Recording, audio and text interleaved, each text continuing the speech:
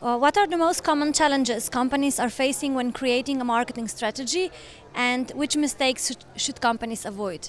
Well, I think some of the most commonly seen challenges out there for companies is not truly understanding what consumers want.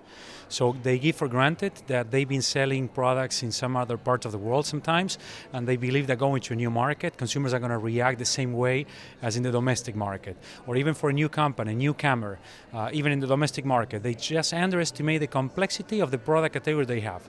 They sell a product, they think that the product is going to be, it's a simple product, so there might not be so many tricks on how to sell the product. They truly underestimate complexity in consumer decision-making processes. That would be, on my view, one of the main challenges for companies. Truly understand what consumers want and why they buy. So what does it take to create an efficient marketing strategy? Well, there is a process. A marketing strategy has to go through phases. There are processes and steps that we need to go for. Starting from the environmental analysis all the way to creating a value proposition and translating this value proposition into specific marketing tactical activities like the pricing, the distribution channels that I'm going to use, my online activities today, and how to measure all the process. So there is a process that we need to follow. There's not just magic. There's not just the spark of a creative person that brings the marketing strategy to the highest level. There is a methodology, and we need to go through the steps of the methodology, like any other process out there. Maybe just one last question. What do you suggest Slovenia to do? How can we boost our country branding? I want Slovenia to think global.